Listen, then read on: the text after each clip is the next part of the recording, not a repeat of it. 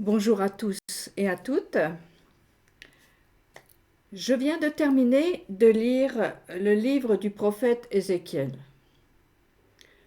Je vous assure que ça n'a pas été une mince affaire pour moi.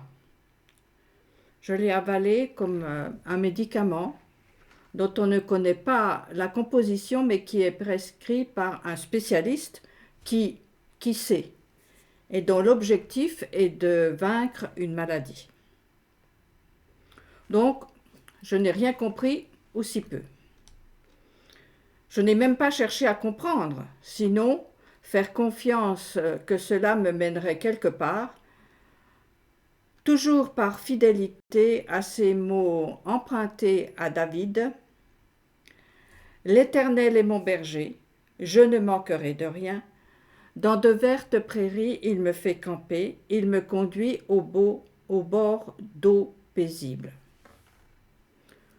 Donc, j'ai avancé dans le texte du prophète et arrivé au chapitre 14, une petite phrase m'a fait trébucher qui dit, je cite, « Trois hommes, Noé, Daniel et Job, eux, par leur vertu, sauveront leur vie, dit le Seigneur Dieu. » Il est dit par ailleurs qu'ils ne sauveront pas leurs fils et leurs filles, mais eux seuls seront sauvés des 4 fléaux cités, le glaive, la famine, les bêtes sauvages et la peste. 4 fléaux que nous connaissons bien aujourd'hui. La guerre, la famine, la pauvreté, les hommes atteints de folie meurtrière comme des bêtes sauvages, et les maladies, les épidémies.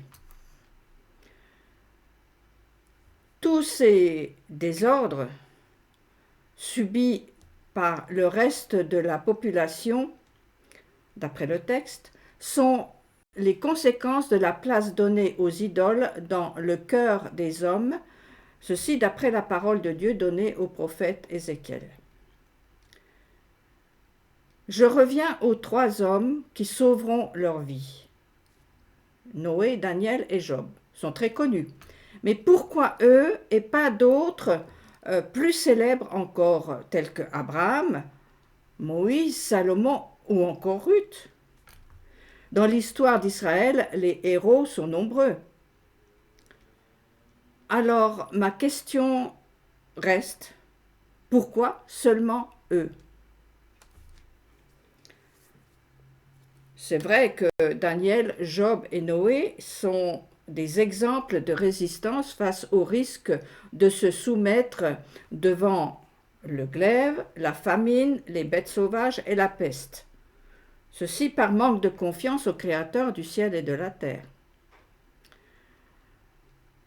Ces 3 êtres humains sont pour nous des exemples de comportement face à des circonstances que tout le monde peut rencontrer au quotidien, dans sa maison, dans son village, dans son pays.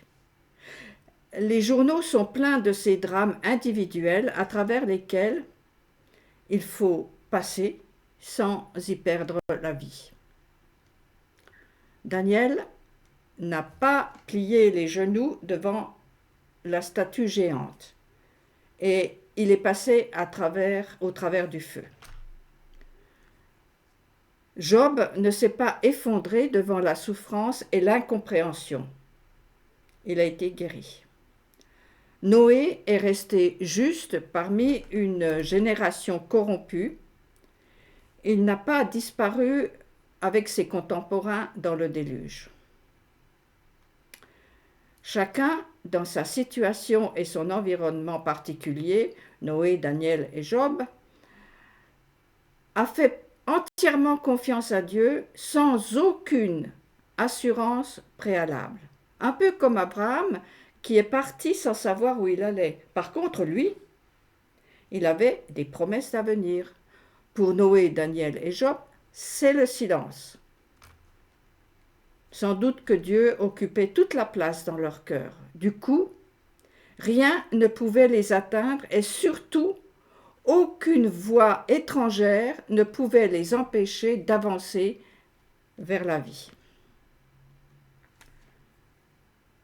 D'après le prophète Ézéchiel, tous les fléaux viennent de Dieu. Tout au moins, ils sont permis par lui.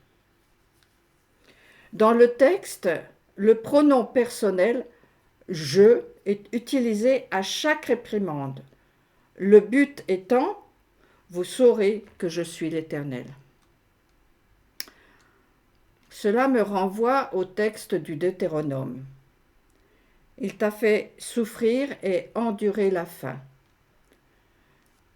Où là, le but est de faire prendre conscience à l'homme que l'homme ne vit pas seulement de pain, mais qu'il peut vivre de tout ce que produit le Verbe du Seigneur. Et aussi de se souvenir, comme il est dit, garde-toi d'oublier l'Éternel ton Dieu, de négliger ses préceptes, ses institutions et ses lois que je t'impose en ce jour.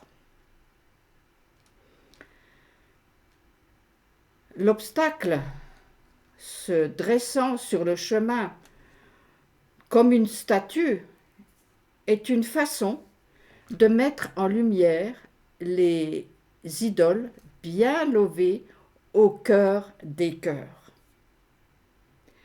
Comme le serpent qui a séduit Isha, issu de Ish, les idoles se cachent et susurrent leurs mensonges, distillent leur méchanceté face à une réalité la plupart du temps douloureuse.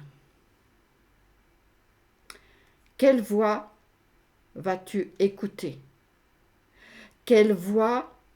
Sur quelle voie vas-tu t'engager? J'ai mis devant toi la vie et la mort, la bénédiction et la malédiction.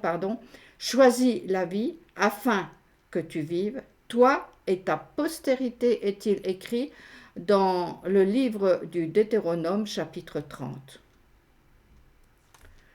Tout ce qui arrive a un objectif: vivre. Toujours par la voix d'Ézéchiel. Ce que je désire, ce n'est pas que le méchant meure, c'est qu'il change de conduite et qu'il vive. Revenez, revenez de votre mauvaise voie. Pourquoi mourriez-vous, maison d'Israël? Ailleurs donc, oui, il t'a fait souffrir et endurer la faim, puis il t'a nourri avec cette manne que tu ne connaissais pas et que n'avaient pas connu tes pères, pour te prouver que l'homme ne vit pas seulement de pain, mais qu'il peut vivre de tout ce que produit le Verbe du Seigneur. Tes vêtements ne se sont pas usés sur toi, tes pieds n'ont pas été meurtris durant ces 40 années. Tes vêtements ne se sont pas usés sur toi, tes pieds n'ont pas été meurtris durant ces 40 années, est-il rapporté.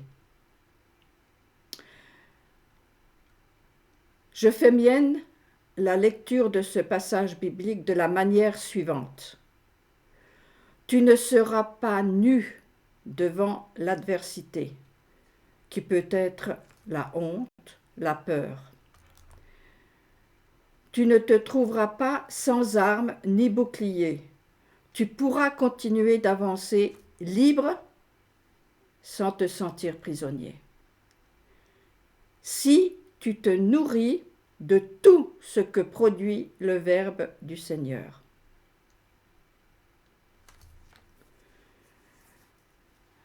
La farine, l'huile, le vin, les parfums, extraits de la parole de Dieu, sont comme un vêtement, une cuirasse, qui permettent de se défendre et d'être protégés. La source de ces essences, la parole des paroles, est ce qui est appelé par les Hébreux le nom ou tétragramme. Il est seulement visible, imprononçable, mais il contient tous les mots qui permettent de se tenir sur ses deux jambes dans le déluge, le feu et les épidémies. C'est avec ce nom que David, qui deviendra roi, a affronté et vaincu le géant devant qui les armées de Saül reculaient. David ne pouvait pas avancer, ne pouvait pas bouger avec les habits qui lui avaient été mis sur le dos. Il a tout enlevé, il est allé à la bataille habillé des 4 lettres du nom. Certains commentateurs voient dans le tétragramme une épée qui tranche. Pour d'autres, c'est un oiseau, un aigle, qui protège de ses ailes et qui a le regard suffisamment perçant pour discerner le temps qui vient. Quelle que soit la sensibilité de chacun, le tétragramme, ce nom imprononçable de 4 consonnes sans voyelles, est le vêtement du roi. Il dessine aussi l'arbre de vie, encore appelé l'arbre des séphirotes, où, de branche en branche, de réceptacle en réceptacle, la parole divine, et de parole divine en parole divine, la sève est donnée et reçue. C'est un arbre toujours vert. Son vêtement ne s'use pas. Il traverse les saisons, transcende les lois de la nature pour les vivifier, tout comme le dit David. Heureux l'homme qui ne suit point les conseils des méchants, qui ne se tient pas dans la voie des pécheurs et ne prend point place dans la société des railleurs, mais qui trouve son plaisir dans la loi de l'Éternel et médite cette loi jour et nuit. Il sera comme un arbre planté auprès des cours d'eau, qui donne ses fruits en leur saison et dont les feuilles ne se flétrissent point. Tout ce qu'il fera réussira. Comme David devant Goliath, Daniel, Job, Noé se sont comportés en rois. Les sarcasmes des contemporains, les mauvais conseils des bons amis, les défis de Nabuchodonosor n'ont pas eu raison ni de Noé, qui a construit un bateau sur une montagne, ni de Job, qui n'est pas entré dans une culpabilité morbide, et ni Daniel, qui a refusé de céder à celui qui voulait être le Dieu de la terre.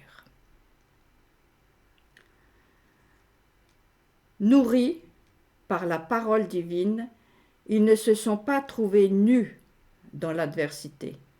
Ils sont restés debout et ne se sont pas cachés. Aucune honte ne les a fait courber la tête. Ils ont continué leur marche sans savoir où cela les mènerait. Ils ont entendu l'appel silencieux de l'aurore. Ils ont répondu et ont ramassé l'énergie de l'éternité autour de leurs reins. Ils vont, contrairement à Adam et Ève qui ont douté de ce qui leur a été dit, pour entrer dans un futur imaginaire. En conséquence, ils ont dû se cacher. Ils doivent travailler pour des vêtements et des chaussures qui s'usent, transmettre la vie dans la souffrance et subir le feu des jugements. Noé, Job, Daniel sont 3 profils types dans leur manière d'être, toujours dans l'espérance de demain, comme l'enfant dont le temps est quasiment messianique. Pour lui, tout est toujours possible. Voilà ce que j'avais à vous dire aujourd'hui. Bonne réflexion et à bientôt.